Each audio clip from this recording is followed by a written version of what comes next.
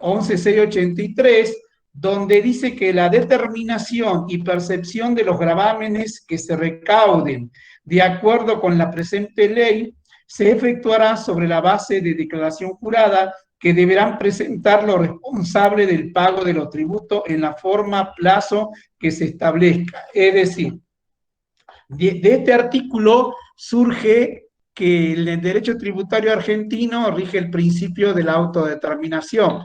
El contribuyente o responsable presenta dicha declaración jurada. Y esto es así, ¿por qué? Porque ustedes saben que el principio era el nacimiento del hecho imponible, se daba con la relación jurídica tributaria. De esa relación jurídica tributaria emergía una serie de obligaciones y derechos. Una de ellas es la presentación de declaración jurada. ¿Sí? Ustedes cuando hablen la presentación de una declaración jurada, está la declaración jurada original que se presenta. Después, si ustedes se equivocaron o se olvidaron de algún concepto en introducir en la declaración jurada, lo que se llama es una declaración jurada rectificativa. Eso está plasmado en el artículo 13 de la ley, que dice: la declaración jurada está sujeta a verificación administrativa y sin perjuicio del tributo que en definitivamente liquide o determine, se hace responsable el declarante por el gravamen que en ella se base o resulte, cuyo monto no podrá reducir por declaraciones posteriores, salvo en los casos de errores de cálculo o errores materiales cometidos en la declaración jurada misma. O sea, ¿qué quiere decir esto? Si ustedes declararon, si Natalia o Yamil declaró en la declaración jurada de ganancia 2 millones de pesos, ¿sí? No va a poder mermar ese monto en declaraciones juradas posteriores, salvo, dice, que sea un error de cálculo o un error de concepto. El error de cálculo, dice en error de cálculo o materiales, dice, ¿verdad? A ver, dice, por el gravamen que en ella resulta, salvo en los casos de error de cálculo o errores materiales cometidos en la declaración jurada misma. Ya no existe error de cálculo ahora porque solamente ese era un error de suma y eso lo hace ya el sistema, ya controla todo. Pero sí hay errores materiales, como ser que me olvidé un comprobante, he tomado mal un importe arrastrando del mes anterior. Esos son errores materiales que pueden llevar a una declaración jurada rectificativa. Ahora, la rectificativa lo tiene que aprobar ¿quién? La administración tributaria. Y en el segundo párrafo dice: si la declaración jurada rectificativa en menos de la materia imponible se presentará dentro de los 5 días del vencimiento general de la obligación de que se trate, y la diferencia de dicha rectificación no excediera al 5% la base imponible originalmente declarada. ¿Qué quiere decir esto? Cuando ustedes presenten una rectificativa en menos, porque una rectificativa en más no hay problema. Yo tengo que pagar 1 millón de pesos y rectifico para pagar 2 millones, no habría drama, digamos, se acepta, se va a aceptar esa declaración jurada. El problema está cuando ustedes quieren reducir ese importe. Siempre van a poder hacerlo cuando es una rectificativa en menos en sentido material. Ustedes comunican a la dirección dentro de los 5 días y se lo va a aceptar sin control previo, que se llama sin control previo, cuando sea el 5%, acá dice, chicos, el vencimiento, y la diferencia de dicha rectificación no excediera al 5% de la base imponible originalmente declarada. ¿Qué quiere decir? tiene que, no, ese importe que ustedes rectifican no tiene que exceder al 5% de la declaración jurada, de la materia imponible de la declaración jurada de ese periodo, digamos. De la primera, de la original no puede exceder. Si eso sucede, si no excede y se comunicó dentro de los 5 días, directamente la original reemplaza, perdón, la rectificativa reemplaza a la declaración jurada original. Y no se hace absolutamente nada, no hay un control. En cambio, si no sucediera eso, le van a aceptar, pero tiene que haber un control de la misma, una circularización a proveedores, todo un trámite, un proceso. En este caso es una aceptación tácita, porque acá lo dice, miren, dice, es de la base originalmente declarada conforme a la reglamentación, la última declaración jurada presentada sustituirá a la anterior, sin perjuicio de los controles que establezca dicha administración. ¿Ve? O sea, puede haber un control, pero inmediatamente la ley dice que la rectificativa sustituye a la anterior, no hay ningún problema. ¿Está? Eso es con respecto a la declaración jurada. Y ustedes cuando, ¿alguna duda con respecto a esto?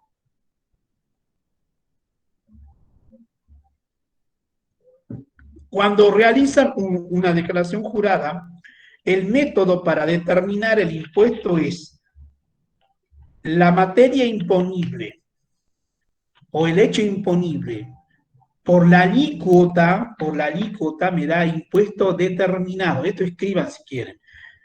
Y me da el impuesto determinado, o sea, hecho imponible por la alícuota me da el impuesto determinado. ¿Sí? Eso es cuando es una declaración jurada anual de impuesto a las ganancias. También puede suceder en el impuesto a valor agregado, son débitos fiscales menos créditos fiscales, me da el impuesto determinado. Del impuesto determinado menos, anoten esto con rojo, porque esto va al parcial, de impuesto determinado menos anticipos ingresados, retenciones sufridas, percepciones, pagos a cuenta, me da el impuesto a pagar. Ya vimos anteriormente que era una retención, que era una percepción, ¿se acuerda? Acá lo tienen que restar, sufrida, dice. O sea, hecho imponible por la alícuota me da impuesto determinado. Del impuesto determinado por menos pago a cuenta, menos retenciones sufridas, percepciones y anticipos ingresados, eso me da impuesto a pagar. Teniendo en cuenta Profe, ¿puedo repetir? ¿Anticipos? Sí, Yamil. ¿Anticipos? ¿Qué dijo? ¿Anticipo a cuenta? Ingresado. Es impuesto determinado menos anticipos ingresados, menos pago a cuenta realizados, menos retenciones sufridas, percepciones sufridas también, me da igual a impuesto a pagar. ¿Está? ¿Sí, Yamil? Sí, profe, pasa que estoy anotando. Bueno, así, sí, anoten y díganme, yo repito. Bueno, de esa regla que yo les di recién, hay el artículo 14 de la ley, dice,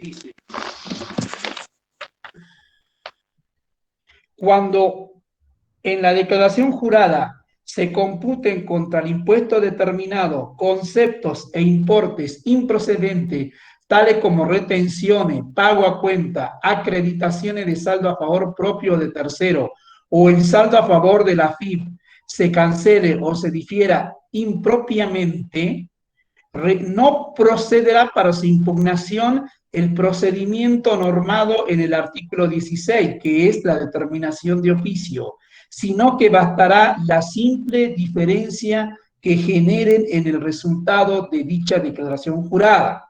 ¿Qué quiere decir esto? Impuesto determinado menos anticipos ingresados. ¿Qué hace? El sistema controla todos los anticipos que usted tiene pagado. Si usted tiene pagado 20.000 pesos de anticipo y usted puso 25.000, eso está mal, ¿verdad? Porque son conceptos improcedentes. Lo mismo pasa con pago a cuenta, cuando se pone de menos que se pagó, más digamos que se pagó, retenciones sufridas, percepciones sufridas. En ese caso,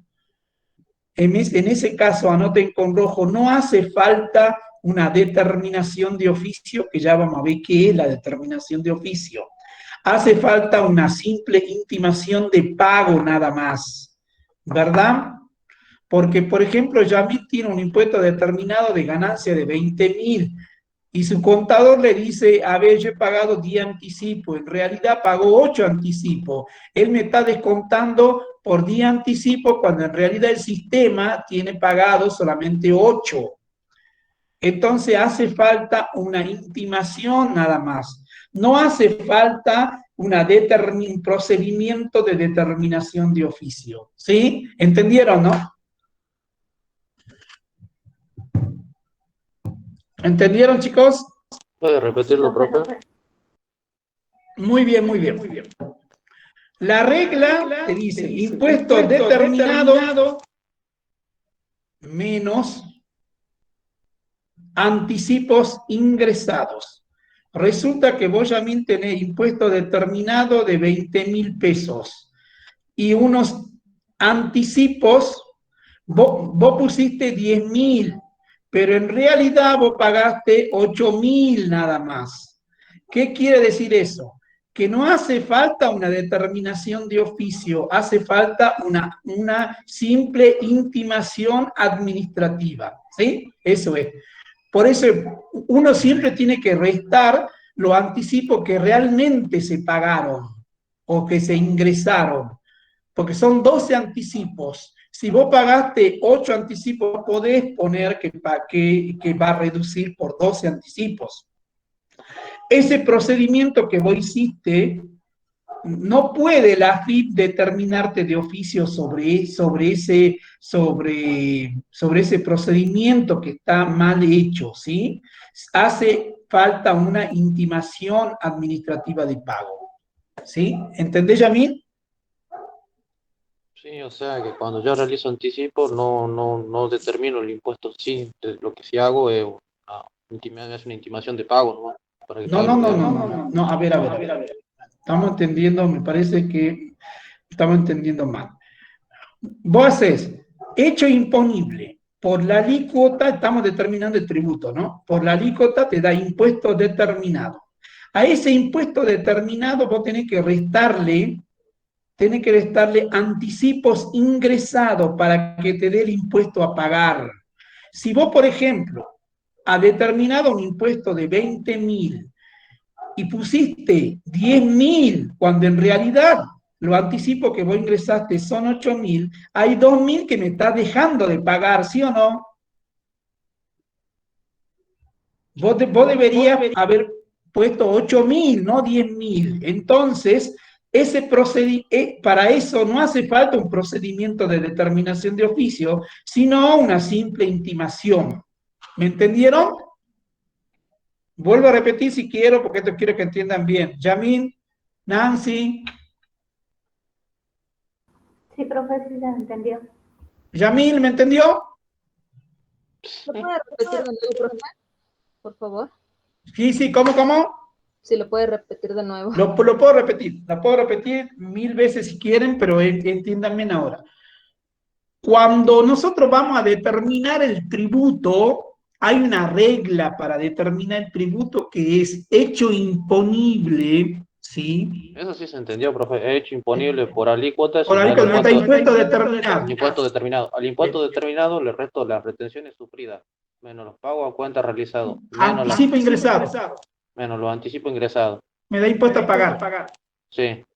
Ahora, si vos restaste improcedentemente esos anticipos que no ingresaste, está mal eso. Pero eso hace falta una intimación administrativa de pago nada más. No hace falta una determinación de oficio. Ya vamos a ver qué es una determinación de oficio ahora. ¿Entendieron? Sí. Sí, Lorena, Natalia, sí. Sí, profe. Bueno, bueno. Una vez que vimos Profe, eso, sí, señor. y con esa intimación, ¿el contribuyente tendría que hacer una rectificativa? Si tiene que hacer una rectificativa, muy bien, perfecto, pero tiene que hacer una rectificativa porque le van a intimar, le van a decir, señor, usted tomó anticipo que no ingresó, por favor, rectifique y ingrese el importe correcto, pero va a ser una rectificativa en más, no en menos, ¿no?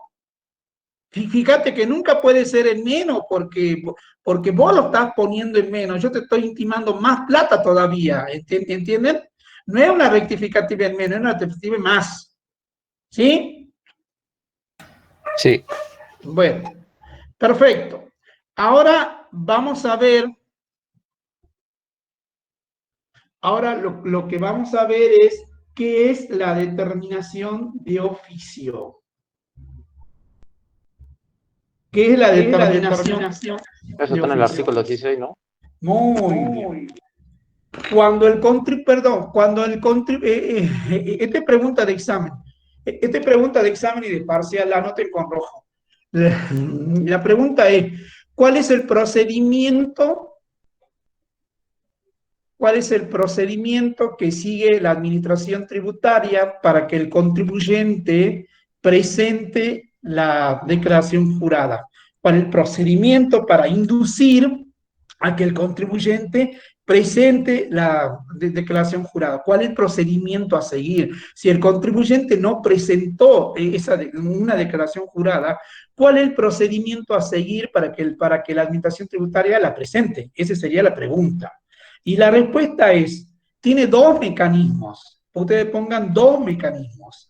El primero se llama pago provisorio de impuesto vencido. Artículo con rojo, artículo 31 de la ley. Artículo 31 de la ley. ¿Y qué dice? Pago provisorio de impuesto vencido. En los casos, dice que el contribuyente no presente en declaración jurada por uno o más periodos, dice, y la administración conozca, dice, por declaraciones y determinaciones de oficio, en la medida que le ha correspondido tributar el gravamen en periodos anteriores, los emplazará para que dentro de término de 15 días presenten la declaración jurada e ingresen el tributo correspondiente. Si dentro de dicho plazo los responsables no regularizan su situación, la administración, sin otro trámite, podrá requerirle judicialmente el pago a cuenta del tributo en que dicha les corresponde abonar de una o más equivalente a tantas veces el tributo. ¿Qué quiere decir esto, Yamit? O Mario, supongamos que Mario no presentó la declaración jurada del 2019, ¿verdad? Con un impuesto determinado de 1.000.000 de pesos. Y un impuesto a pagar de 300.000 pesos. Eso presentó en el 2019. Y él, la del 2020, no la presentó, no la quiere presentar.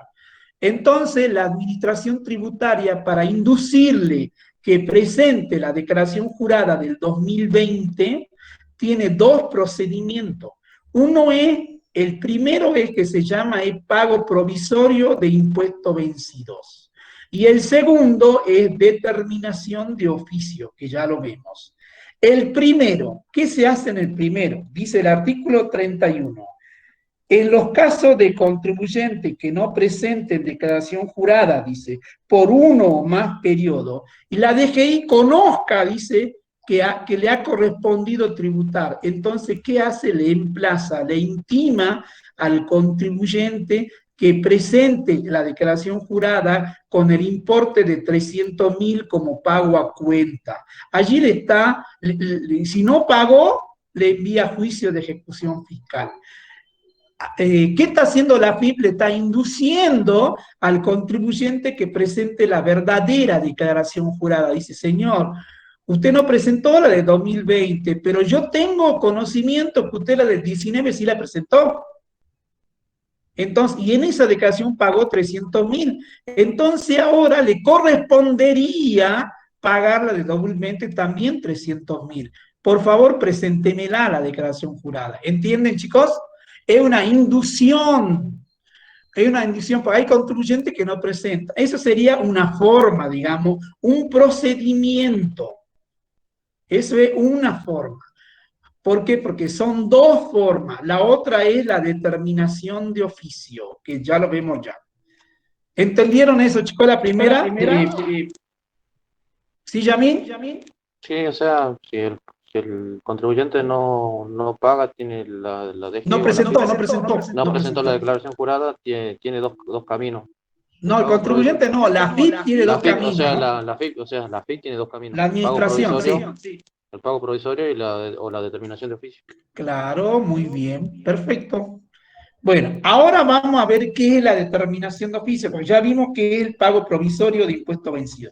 De todas formas, van a ver en clase práctica, este puntito, hay ejercicio práctico para esto. Vamos a ver ahora ¿Profe? qué es la... Sí, señorita. Sí, Lorena. Una pregunta. Con respecto Sí. a los mecanismos de la FIP, ¿es una o la otra, o primero se da el pago provisorio del impuesto? No, cualquiera de y las dos, después son la mecanismos, determinación? digamos. Son mecanismos. Puede utilizar de cualquiera de las dos, ¿no? Cualquiera de las dos la puede hacer, o la puede hacer las dos juntas si Ok. quiere. Pero no es que primero se tiene que hacer una, después... No. Son mecanismos admitibles por la ley. ¿Sí? ¿Está? Bueno, Son gracias, dos profe. procedimientos. Cualquiera de las dos. Lo que pasa es que es una inducción para que presente la declaración jurada. Pero eso no depende del caso. Por ejemplo, si la FIP determina que entre determinados contribuyentes me conviene hacer el pago provisorio y contra otro voy a determinar de oficio. ¿Cómo, Yamil? Todo depende del caso. Supongamos que haya un contribuyente que me conviene que me haga el pago provisorio y haya otro contribuyente de cual sí le tengo que hacer la determinación de oficio. Sí, también. Puedo Está muy bien aplicarle. está muy bien lo que vos dices. Lo que pasa también, si más allá de ver el caso planteado, lo que importa acá es que presente la declaración jurada. Primero la tiene que presentar. ¿Qué pasa? Si yo, por ejemplo, apliqué el artículo 31, Yamil, vos me presentaste la declaración jurada, ¿verdad? Vos me presentaste la del 19, pero la del 2020 no me la querés presentar, entonces yo te hago un pago provisorio de impuesto vencido. Yo te intimo y vos me la presentás. ¿Ah? Pasado un tiempito, veo que esa declaración jurada está mal hecha. Ahí te puedo iniciar un procedimiento de determinación de oficio. ¿Por qué? Porque ya vamos a ver por qué se inicia el procedimiento de determinación de oficio. Hay dos causales. En cambio, acá, vos fíjate, en el pago provisorio de impuesto vencido, es solamente la no presentación nada más, ¿no? Es la no presentación, es un procedimiento. ¿Sí? Ahora ya vemos, ahora vamos a ver la determinación de oficio y ya vamos a ver la diferencia al final, que ahí va a ser más fácil. Vemos, entonces, determinación de oficio. ¿Qué es el procedimiento de determinación de oficio? El procedimiento de determinación de oficio es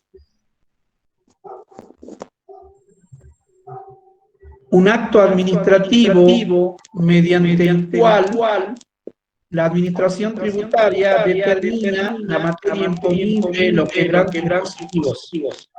¿Eso qué quiere decir? Mira, dice el artículo, cuando no se hayan presentado declaración jurada o resulten impugnable la presentada, la Administración Federal de Ingresos Públicos procederá a determinar de oficio la materia imponible o el quebranto impositivo. Quiere decir, cuando no presentaste la declaración jurada o cuando la presentada sea impugnable. ¿Qué quiere decir que sea impugnable? Que no coincide con la realidad de los hechos. Supongamos que Yamil presentó la declaración jurada de ganancia y determinó un impuesto de 15.000 pesos y vende y después y yo le veo con 2 autos y 2 camionetas. Entonces a mí me da indicio a verificar esa declaración jurada. ¿Qué va a hacer la administración? Va a circularizar a proveedores, va a circularizar ¿a dónde? A los registros, a ver los autos, los inmuebles que tiene, para ver si esa declaración jurada de ganancia coincide con la realidad.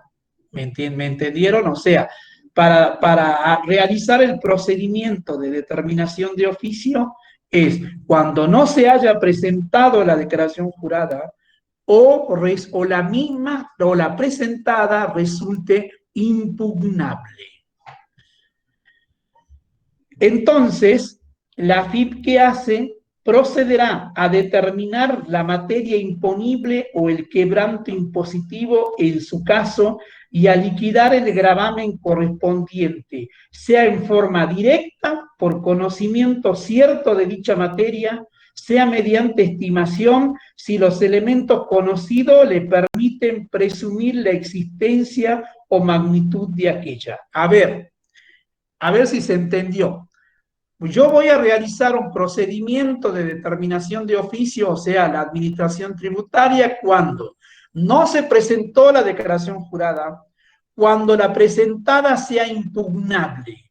¿Qué quiere decir impugnable? Cuando no coincide con la realidad. ¿Qué hace? La AFIP lo rechaza esa declaración jurada y dice no coincide con la realidad. ¿Está? Eso significa no presentó la declaración jurada primero y resulta impugnable. Ahora, allí... O sea, profe, para dejarlo más claro, usted Sí, hace rato dijo el ejemplo que, por ejemplo, yo presente un impuesto a la ganancia de 15.000 pesos sí. y a la misma vez usted me ven un Ferrari y un Exactamente, Lamborghini. muy bien. No Qué coincide. lindo. ¿Y? Puede ser un ejemplo extremo, o sea, pero... Claro, no, sí, entonces, ¿qué hago yo? Yo hago una circularización de proveedores, rapidísimo, ¿o no? Veo en los registros, veo en los inmuebles, qué inmueble declaraste, qué auto declaraste, qué pasó, digamos. Entonces yo te intimo, te digo, y si yo estoy seguro que vos no me declaraste bien, yo digo, mire, la declaración jurada que usted presentó realmente es impugnable. Por lo tanto, le vamos a iniciar un procedimiento de determinación de oficio. ¿Está? O sea, el procedimiento de determinación de oficio se da en 2 formas. Cuando no se presentó la declaración jurada o cuando la presentada sea impugnable. Y hay otro casito más, cuando se trata de responsabilizar a terceros del artículo 8º. ¿Se acuerdan cuando vimos responsabilidad había que hacer una determinación de oficio? Bueno, entonces son los 3 casos. Cuando no se presentó la declaración jurada, cuando la presentada resulta impugnable y cuando se quiera efectivizar la responsabilidad del artículo 8º de la ley 11.683. Esos 3 casos son las pautas para determinar de oficio la materia imponible. ¿Está? Hasta ahí. Ahora, ¿cómo se determina? ¿Cómo se hace? ¿Cuáles son las formas? Primero, la ley dice, fíjense, en su caso, y liquidar el gravamen correspondiente sea en forma, dice, directa, por conocimiento cierto de dicha materia, o mediante los elementos conocidos solo permiten presumir la existencia o magnitud de aquella. Entonces hay 2 formas, en base cierta y en base presunta, hablan un corchete. La determinación de oficio se puede hacer de 2 formas. Primero, en base cierta, cuando uno conoce los elementos necesarios para determinar la materia imponible. Y cuando digo conozco, cuando la AFIP, por intermedio de informaciones, regímenes de información, conoce la materia imponible. Y el segundo es en forma presunta, cuando la administración no conoce, mediante estimaciones, que ya vamos a ver cuáles son las estimaciones, ¿sí?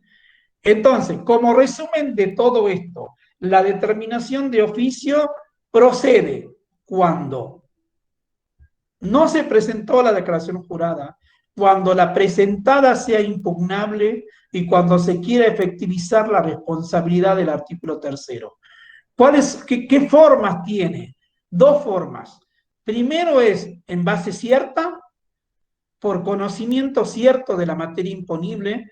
¿Por qué es así? Porque la AFIP conoce, o la Dirección Provincial de Renta conoce todos los elementos mediante informaciones de tercero, mediante régimen de información, conoce la materia imponible. Y cuando no la conoce, es base presunta, ahí utiliza una presunción, que ya vamos a ver cuál es una estimación, una presunción sabiendo que es real, digamos. No sabemos si es verdad todavía, pero yo presumo que es así. ¿Está? Ya vamos a ver cuáles son las presunciones. Bueno, hasta ahí, chicos, ¿todo bien? ¿Todo bien? Sí, ¿no? ¿Todo bien? Sí, profe. ¿Alguna duda? ¿Alguna duda? ¿Alguna duda? No. No, muy bien. Lo único que le quería aclarar, cuando usted Sí, dijo señor. la determinación de oficio es cuando también se da cuando se quiere efectivizar la responsabilidad de un tercero. Eso era en el artículo 8, ¿no? Claro, eso lo vimos en sujetos nosotros. Claro, no pasa que usted se lo dijo el artículo 3, por eso. No, bueno, perdón, me confundí. Artículo 8, chicos, perdón. Artículo 8, inciso B del artículo 8 de la ley 11.683. Bueno, ahora, una vez que vimos cuándo procede y las formas, ahora, ¿cómo es el procedimiento de determinación de oficio? ¿Cómo empieza, cómo comienza el procedimiento de determinación de oficio? El procedimiento de determinación de oficio, dice el artículo 17, el procedimiento de determinación de oficio se iniciará, dice, por el juez administrativo con una vista al contribuyente o responsable de las actuaciones administrativas de las impugnaciones o cargos que se formulen, proporcionando detallado fundamento de lo mismo para que en el término de 15 días, que podrá ser prorrogado por otro igual plazo, por única vez, formule por escrito su descargo y ofrezca o presente las pruebas que hagan a su derecho. ¿Sí? Evacuada la vista o transcurrido el término señalado, el juez administrativo dictará resolución fundada determinando el tributo e intimación de pago dentro del plazo de 15 días. La determinación deberá contener lo adeudado en concepto de tributos y en su caso multa con los intereses resarcitorios y la actualización. Esto sí o sí, anoten con rojo porque esto va al parcial de examen final. Dice, la determinación deberá contener lo adeudado en concepto de tributo, en su caso la multa, con el interés resarcitorio y la fecha que se indique en la misma, sin perjuicio de la prosecución del curso de los mismos. Ahora, ¿entendieron eso? O sea, que la determinación debe contener lo adeudado en concepto de tributo, en su caso multa, con el interés resarcitorio y la actualización. Ahora, pregunta para Yamil, y eso va al parcial. ¿Qué pasa si la administración en la resolución fundada se olvidó de la multa? ¿Qué pasa? ¿Qué puede hacer? Eso va al parcial, ¿no? ¿Si la administración se olvidó de la multa? Claro, se olvidó, digamos, no puso la multa.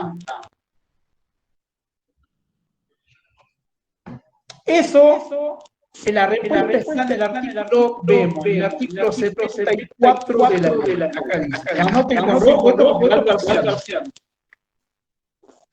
Dice, cuando las infracciones surgieran por motivo de impugnaciones u observaciones vinculadas a la determinación de tributo, las sanciones deberán aplicarse en la misma resolución que determina el gravamen. Si así no ocurriera, se entenderá que la Dirección General o la Administración Federal no ha encontrado mérito para imponer sanciones con la consiguiente indemnidad del contribuyente. ¿Qué quiere decir esto? Si la AFIP, 74 de la ley. Que todas las sanciones, cuando se trata de un impuesto determinado, deben surgir de una resolución fundada.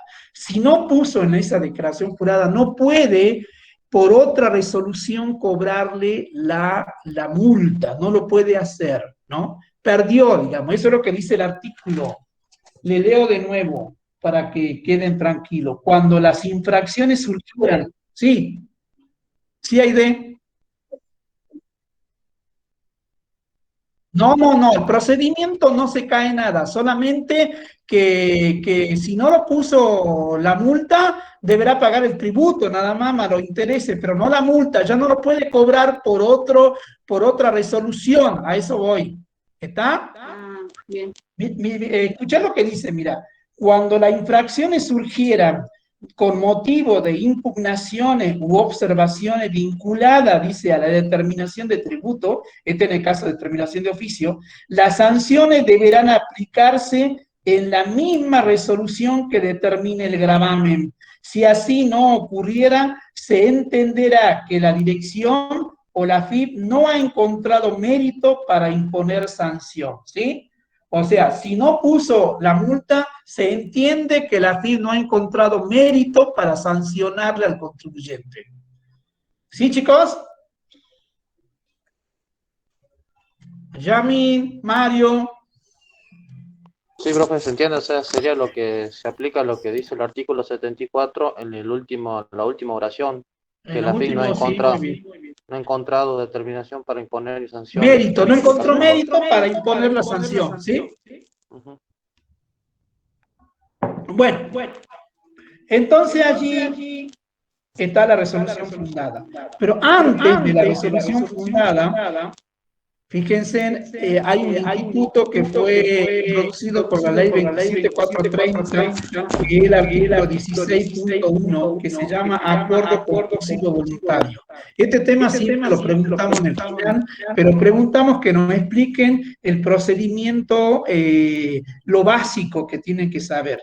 ¿Qué es el acuerdo conclusivo voluntario? Dice, previo al dictado de la resolución, antes de dictarse la resolución, del segundo párrafo de esta ley, dice, el fisco, la FIP, podrá habilitar una instancia de acuerdo conclusivo voluntario. Es como una mediación. Yo le llamo a Yamil y le digo, mira, esto pasó, arreglemos, ¿qué puede pasar? ¿Qué tenés vos? ¿Qué tengo yo? ¿Sí? Es como un acuerdo, es como... Acá dice, podrá habilitar una instancia de acuerdo conclusivo voluntario cuando resulte necesaria para la apreciación de los hechos determinantes y la correcta aplicación de la norma al caso concreto. Cuando sea preciso realizar estimaciones, valoraciones o mediciones de datos, elementos o características relevantes para la obligación tributaria que dificulten su cuantificación, o cuando se trate de situaciones que por su naturaleza, novedad, complejidad o trascendencia requieran de una solución conciliatoria, ¿sí? O sea, esto es antes del dictado de la resolución. Que ustedes me expliquen, me digan a mí, el acuerdo conclusivo voluntario está previsto en la ley y se realiza con antelación al dictado de la resolución. ¿Sí? Podrá, dice, habilitar una instancia de acuerdo conclusivo voluntario cuando resulte necesaria para la apreciación de los hechos determinantes y la correcta aplicación de la norma en el caso concreto. ¿Está? Eso es el acuerdo conclusivo voluntario. Puede, dice, no es que obligación de la DGI, ¿no? Dice, porque dice, podrá habilitar, si no lo habilita la FIP, lo determina, nada más dicta la resolución. No es que la FIP debe realizar el acuerdo conclusivo voluntario. Podrá, dice, ¿no? Según los hechos de que se trate, o según las estimaciones de que se trate para realizar la determinación de oficio. Bueno, ¿alguna duda con respecto a esto? ¿Ninguna?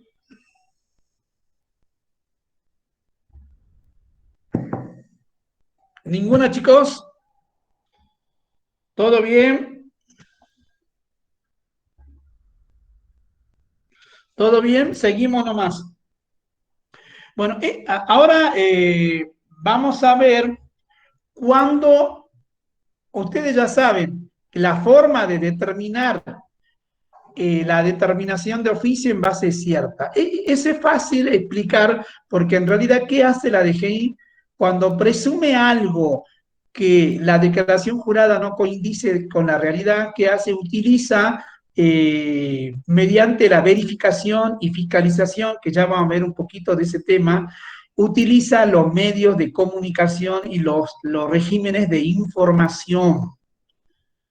Hay muchísimos regímenes de información que tiene que presentar, por ejemplo, las cuentas corrientes, puede hacer una circularización al banco, registro de inmuebles, registro del automotor, circularización a proveedores. Entonces, sin que ustedes se den cuenta, yo puedo ver más o menos que si esa declaración jurada coincide o no coincide con la realidad de lo hecho, ¿sí? Razonablemente, ¿no? Porque acá surge el principio de razonabilidad. Bueno, eso es base cierta, eso sería la regla. La regla para determinar de oficio es la base cierta. Ahora viene la excepción. La excepción es la determinación en base presunta. En base presunta.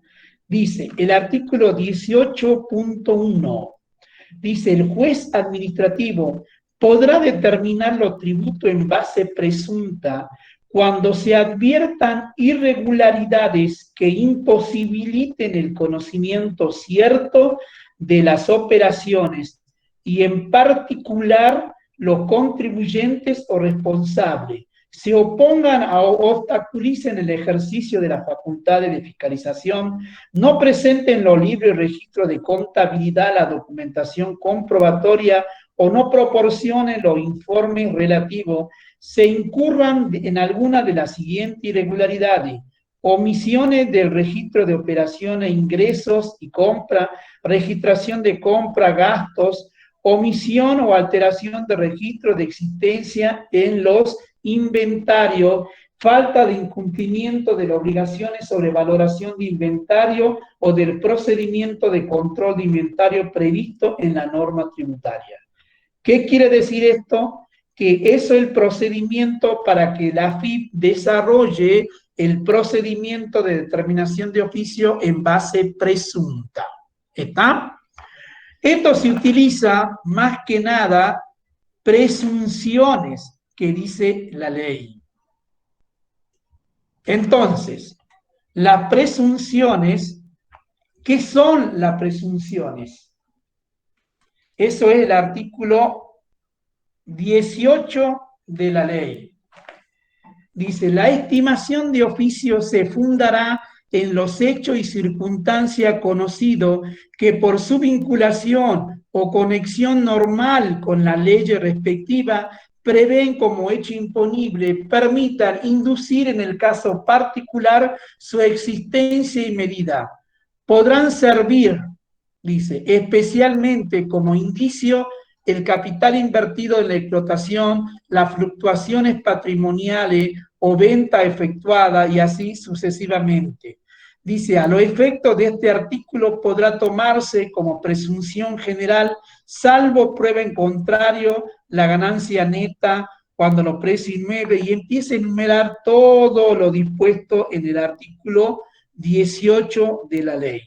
Nosotros solamente vamos a ver 3 presunciones que sí van a estar en los prácticos, que por allí le podemos poner en el parcial, ¿no?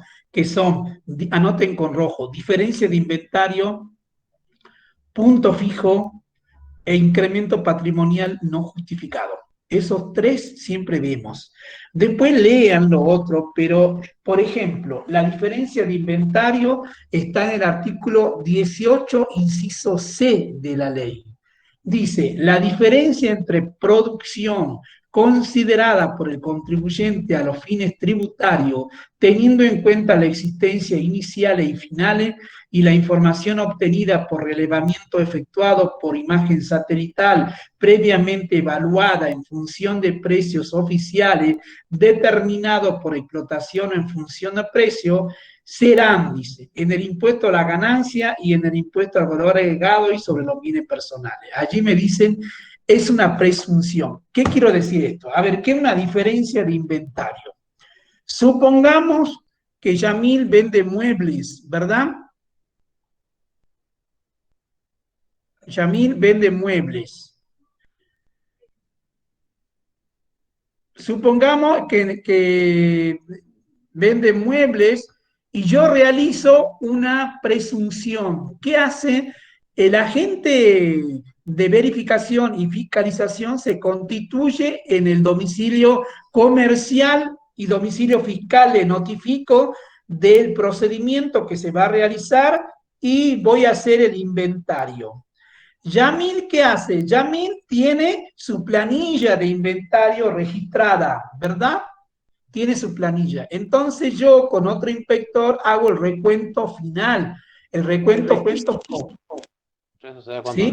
cuando la realidad no coincide con lo que está en los libros, ¿no? Exactamente. Muy bien, Yamil. Entonces eso se llama diferencia de inventario, ¿sí?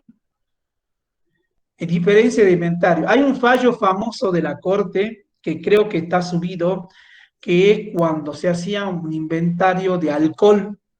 Y yo hice una vez, yo trabajo en la Administración Federal de Ingresos Públicos, hice un inventario de alcohol. ¿Qué pasa?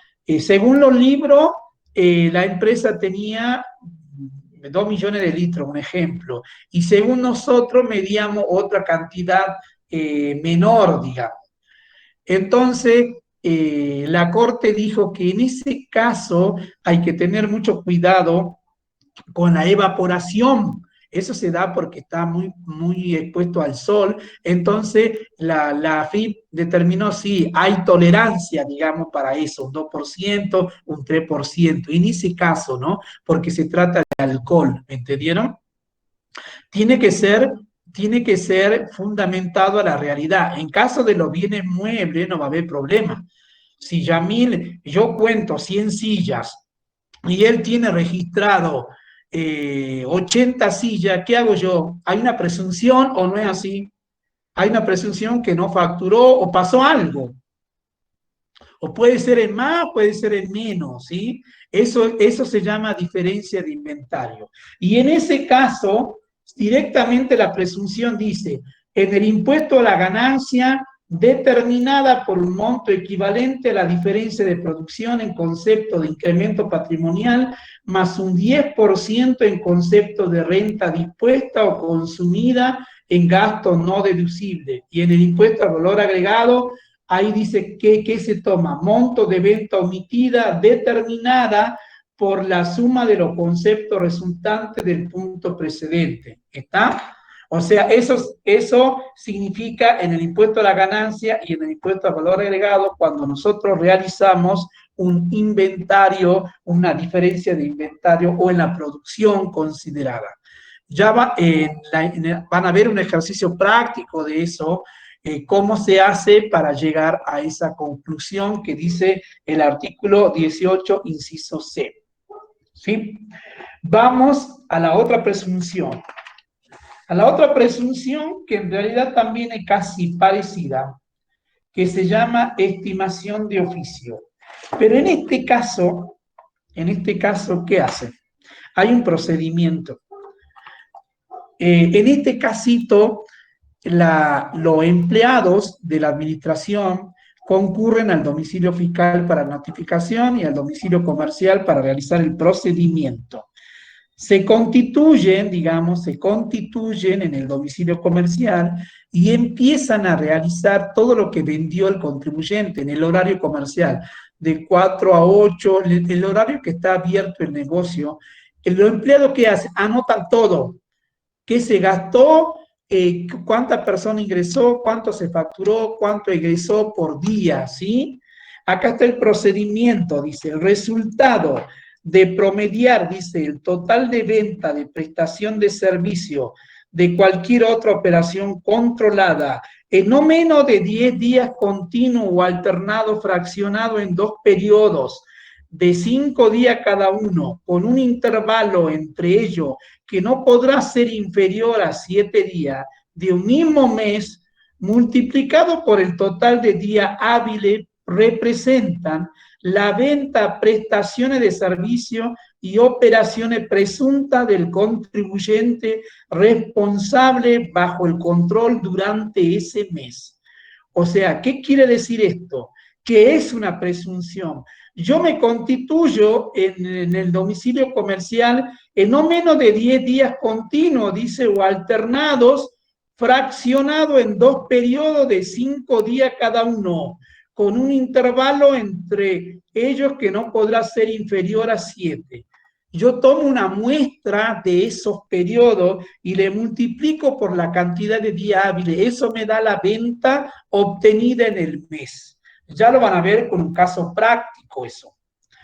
Entonces es una presunción. Y acá hay que aclarar algo. También hay un fallo de la Corte. Resulta que... Es el inciso D el que leyó, ¿no? Inciso D. Inciso D, ¿no? Diferencia de inventario, el inciso C, y la estimación de oficio, el inciso D. ¿Está? ¿Sí, chicos? Sí. El inciso D. En este caso, ¿saben qué se hizo? La Corte, hay un fallo famoso de la Corte. ¿Qué pasó? Se constituyen inspectores en la ciudad de Mar del Plata, en una heladería. Y tomaron como muestra, ¿qué tomaron como muestra? Fíjense en la muestra de 3 meses tomaron, para todo el año, ¿verdad?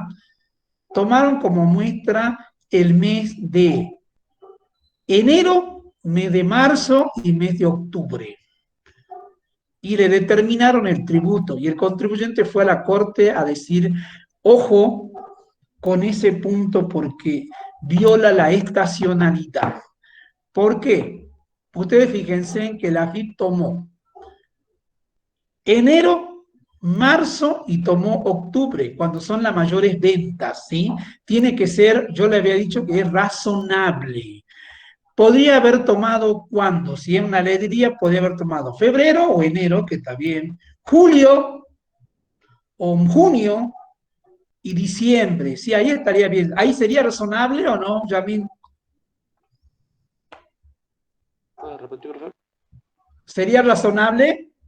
Sí. O sea, no sería razonable si tomo enero, marzo y octubre, cuando la venta se multiplica, ¿verdad?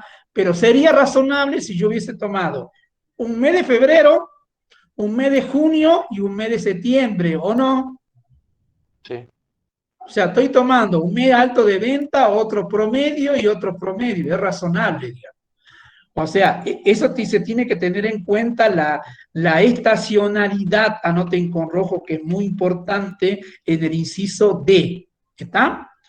En el inciso D es muy importante la razonabilidad para tomar la estacionalidad.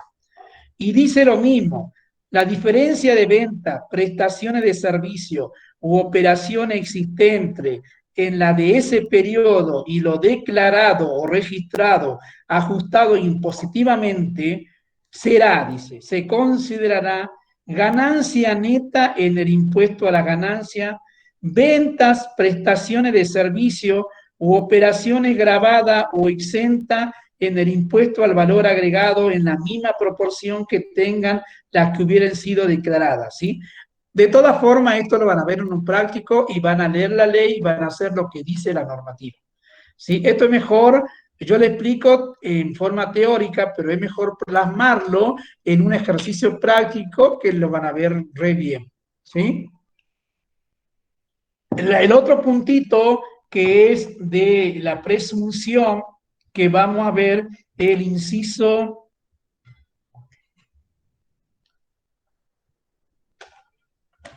F, pongan ahí, anoten. Los incrementos patrimoniales no justificados representan, dice, en el impuesto a la ganancia, en el impuesto al valor agregado, en el método establecido en el punto D. ¿Qué son los incrementos patrimoniales no justificados? En el incremento patrimonial no justificado se pueden dar en el activo, en el pasivo y en el patrimonio neto. Ya conocen la regla patrimonial, activo, pasivo, patrimonio, ¿verdad?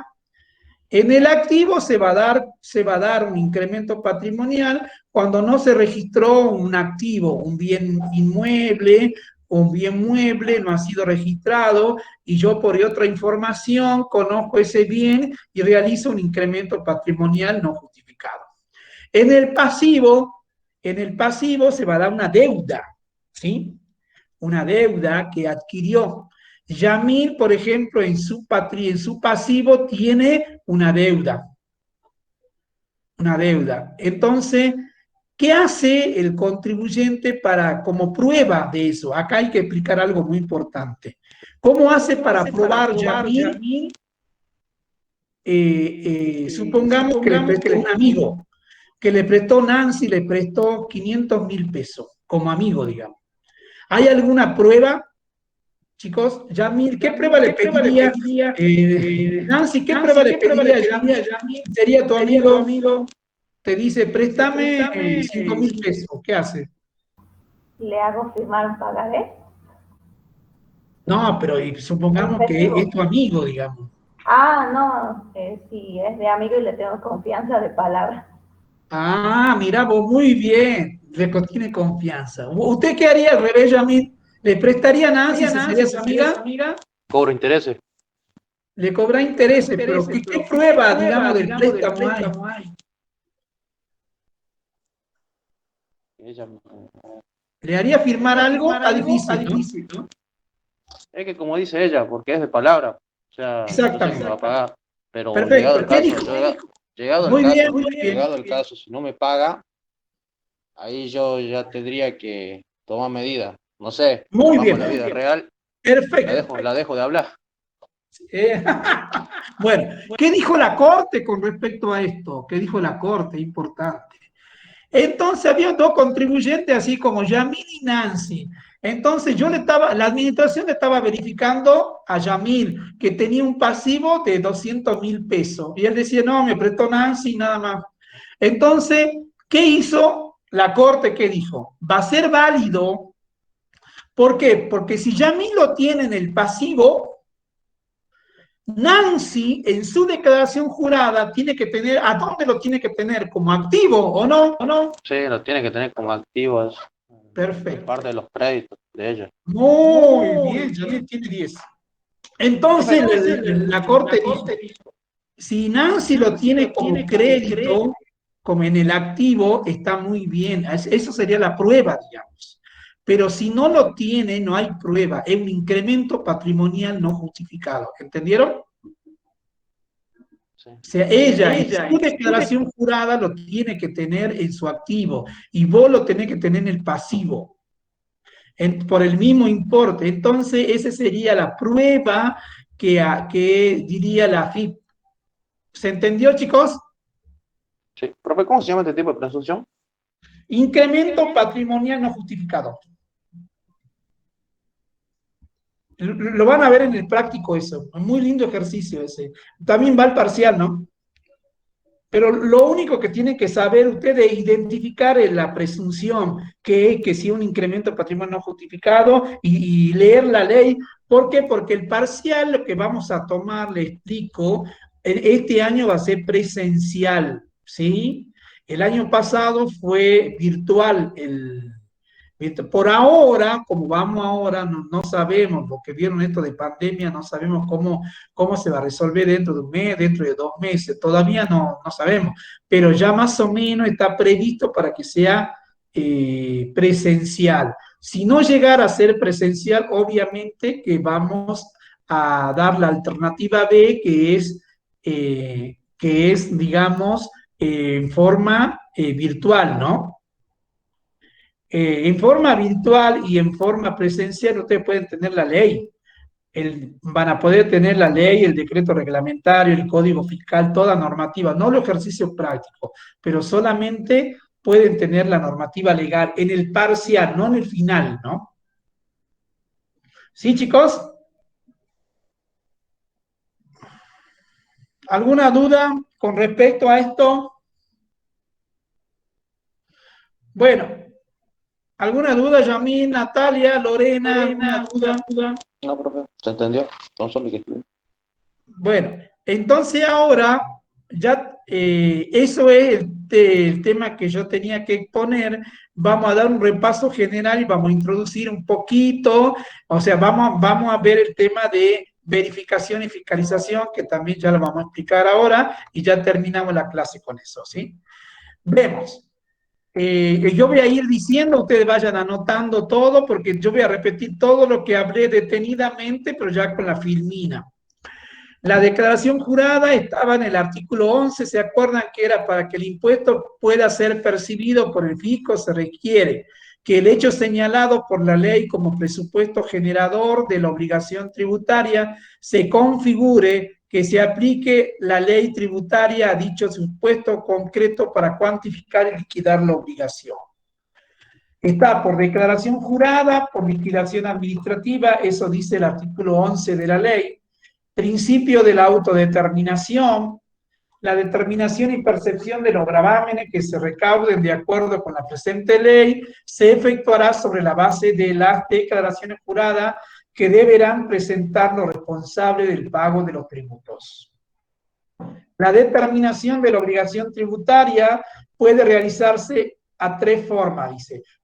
Mediante declaración jurada por el fisco, mediante el procedimiento de determinación de oficio, mixta por liquidación del contribuyente. Ahí tiene el concepto de determinación por declaración jurada. Acá en esta filmina yo le pongo todo el artículo del decreto reglamentario, el artículo de la ley, para que lo lean simplemente, ¿no? Forma extrínseca de la declaración jurada, que yo la había explicado el primer día, del artículo 28, que dice jura decir la verdad, ¿sí? Que deben ser confeccionadas sin omitir ni falsear dato alguno, que deban contener siendo fiel expresión de la verdad. Allí tienen un cuadrito que es relacionado con el artículo 11 de la ley. Bueno, y el objetivo de las administraciones tributarias siempre es aumentar la eficiencia, el control, partiendo de funciones de fiscalización interna, dirigir las fiscalizaciones externas a situaciones previamente analizadas. ¿Qué quiere decir esto, chicos? Siempre las administraciones modernas tienden a aumentar el riesgo subjetivo. ¿Qué quiere decir esto? Lograr que el contribuyente presente la consecuencia del incumplimiento. Si no presentó, hay una sanción. Entonces nosotros vamos a ver el punto de la ley establece en el artículo 33 a 36 lo que se llama facultades de verificación y fiscalización. Hay un fallo famoso de la Corte que por primera vez se dijo qué significa fiscalizar y qué significa verificar. Fiscalizar, dice, comprende el control del correcto cumplimiento de las obligaciones, deberes formales que tienen los sujetos pasivos con la administración fiscal. Verificación implica comprobar si se produjo o no el hecho imponible. Esta tarea puede realizarse en forma interna o externa o solicitando a terceros que suministren información de la verdadera situación fiscal al contribuyente. O sea, una de las funciones de verificación y fiscalización, acá yo hice un análisis comparativo que le va a servir para estudiar para el examen final. Primero es llevar libros y registros especiales, otorgar comprobantes, ese es uno de los deberes formales del contribuyente, conservar los duplicados de documentos y los comprobantes de operaciones, exigir la presentación de comprobante en forma ordenada, citar a contribuyente o responsable o tercero, inspeccionar libros, requerir el auxilio de la fuerza pública, recabar orden de allanamiento y clausurar preventivamente. Después está el agente fiscal, eso tachen porque ya no existe eso. El agente fiscal encubierto fue derogado por la ley 27430, ¿sí? Fue derogado por ley. Eso fue derogado por ley. Facultades de reglamentación, solicitar embargo preventivo, los contribuyentes utilicen determinado medio de pago, registraciones efectuadas mediante sistema de computación. Entonces, las facultades de verificación y fiscalización, ¿cómo se inicia? Esto va al parcial, anoten con rojo. ¿Cómo se inicia la facultad de verificación y fiscalización? Siempre, siempre está en la ley 11683, se inicia con la orden de intervención. Dicha orden de intervención, a ver, ya le leo dónde está garantía. Dicha orden de intervención, ¿qué debe contener la orden de intervención? ¿Qué debe contener? A ver, ¿cómo se inicia la verificación y fiscalización? Por la orden de intervención. ¿Qué debe contener? Contribuyente, ¿sí? El periodo, ojo, el periodo, el impuesto a verificar, contribuyente, periodo y el impuesto a verificar. Es muy importante eso, chicos. Si en la orden de intervención dice un periodo fiscal, yo no puedo verificar otro periodo fiscal. Para ello debo tener una ampliación de la orden de intervención. Si no, no lo puedo hacer, ¿no? No lo puedo hacer. ¿Puedes repetir Bueno, por qué tiene que estar en la orden? Sí, chicos. ¿Puedes repetir qué tiene que contener la orden de intervención? ¿Qué debe contener? A ver, eso está en el artículo, te lo busco el artículo, dale. Ok. Sí, mejor, pero yo te voy diciendo que la orden de intervención debe contener contribuyente, ¿sí? El periodo a verificar, el impuesto a verificar, es muy importante. ¿Está? Mira, el artículo 36.1, anotá, Yamil, anoten todos, chicos, dice, a efecto de verificar y fiscalizar la situación fiscal de los contribuyentes, librará, dice, o comienza, librará orden de intervención.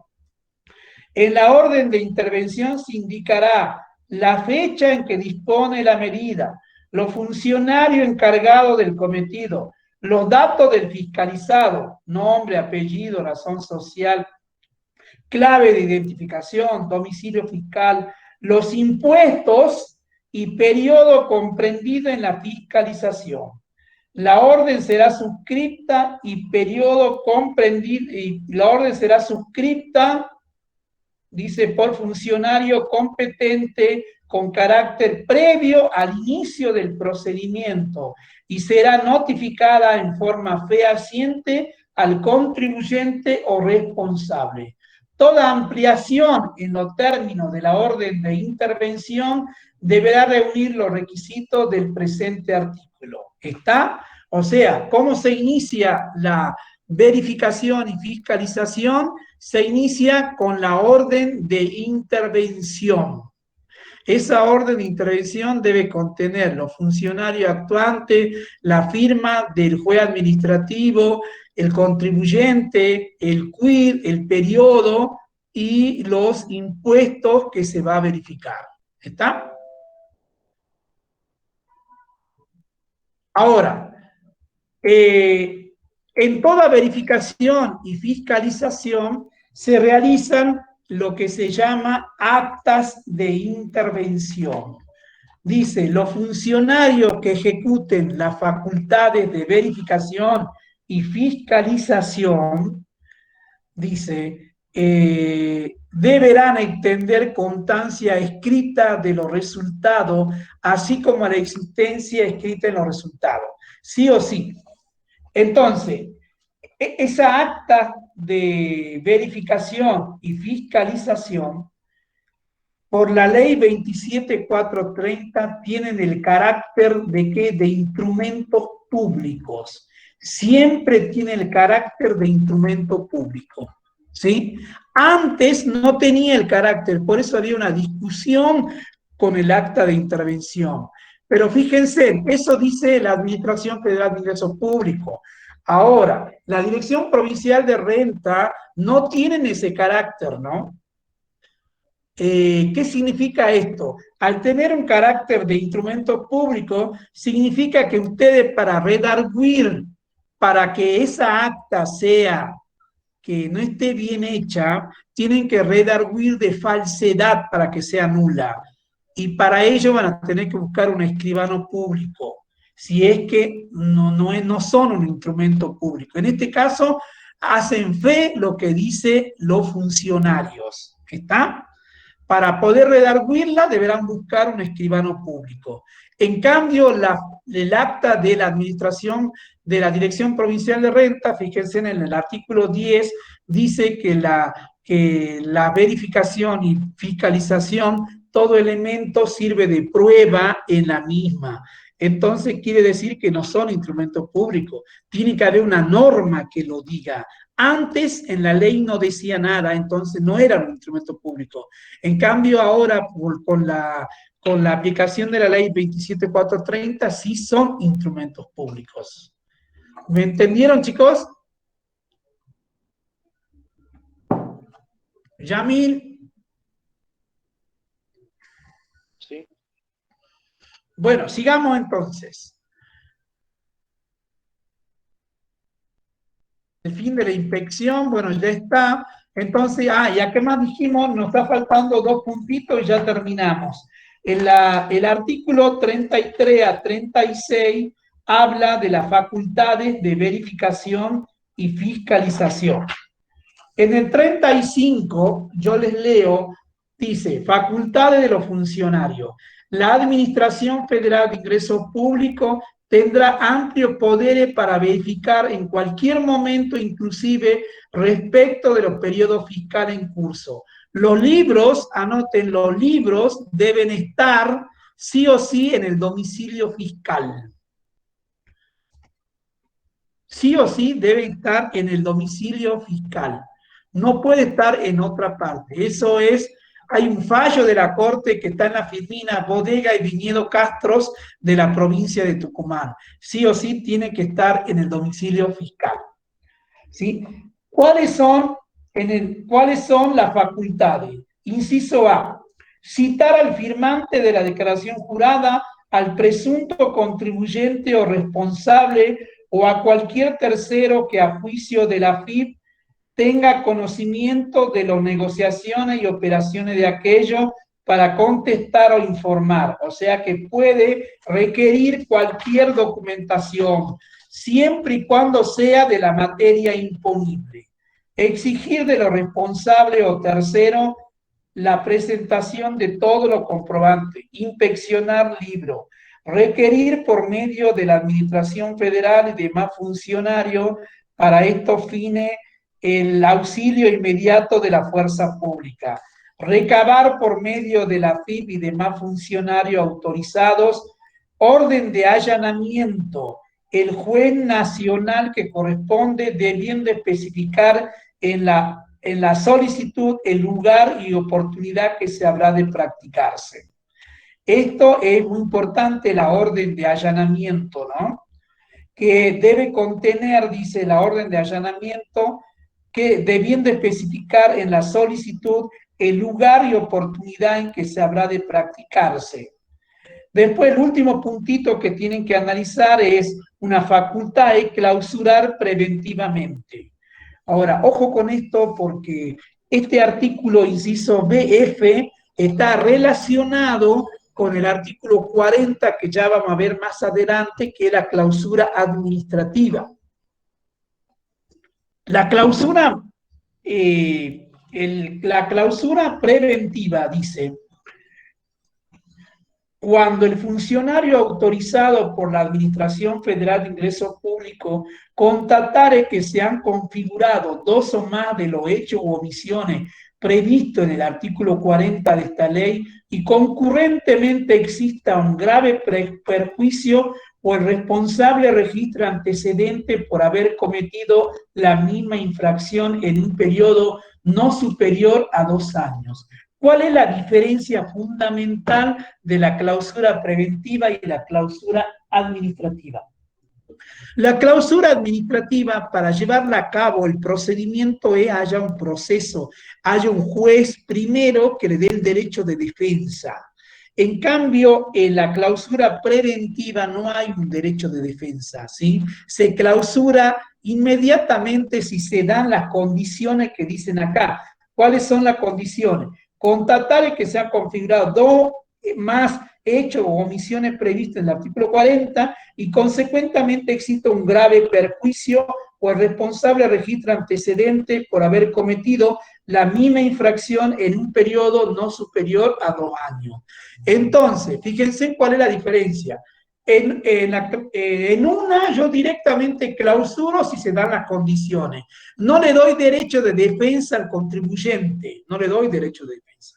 En cambio, en el otro sí, porque hay que hacer un acta de infracción, le doy 10 días, 5 días para que vaya al juez administrativo, haga su descargo y recién va a haber el juez administrativo para merituar, digamos, la sanción. ¿Está? Hay distintas doctrinas que dicen que la clausura preventiva es inconstitucionalmente válida, dice. Es inconstitucional porque conculca el derecho de trabajar y no. Y hay otra doctrina que dice, no, está bien que se clausure porque es una medida cautelar, porque se está perjudicando el mercado, digamos, ¿sí? Entonces, esa diferencia es muy fundamental. Eso va al examen final, ¿no? La pregunta sería, ¿qué diferencia existe entre la clausura administrativa y la clausura preventiva? ¿Cuáles son las diferencias? En la preventiva no hay derecho de defensa, mientras que en la administrativa sí hay derecho de defensa. Exactamente. Y la otra es que se den un plazo determinado de 10 días que el juez les determina para que yo te realice. Dice, constatar que se ha configurado 2 o más hechos o omisiones del artículo 40 y concurrentemente existe un grave perjuicio. Esas serían las grandes diferencias, ¿sí? En cambio, en la otra hay un procedimiento para realizar un acta de constatación, se realiza un acta, se le da un derecho de defensa, una audiencia. En cambio, acá no se da absolutamente nada. El juez administrativo conta esos elementos graves y ya está. Se clausura, se pone directamente la faja. ¿Entendieron? ¿Sí, chicos? Yamil, Mario, ¿sí? Sí, profe. Sí, profe. Sí, profe. Bueno. Ya estamos terminando. ¿Se quieren ir? Sí, se quieren ir ya, ¿no? Bueno, ya terminamos porque hoy era el tema de verificación y fiscalización. A grandes rasgos le di para que entiendan tal la Firmina. Cualquier duda que tengan, tienen los foros para hacer la consulta. Y después también el día miércoles van a ver ya los trabajos prácticos. Ahí está el parcial, creo que en octubre, ¿no? El 16 de octubre, vayan viendo algunos ya los temas, ¿verdad? Tienen los libros ahí, mi libro está colgado ahí en la página, también tienen otro libro de Yolanda Fonrouge, tienen todo para ir viendo, chicos, cualquier duda que tengan. Otro puntito, por favor, ¿dónde está? Fabián Toro está, el profesor Toro, la profesora Gaby, ¿dónde está?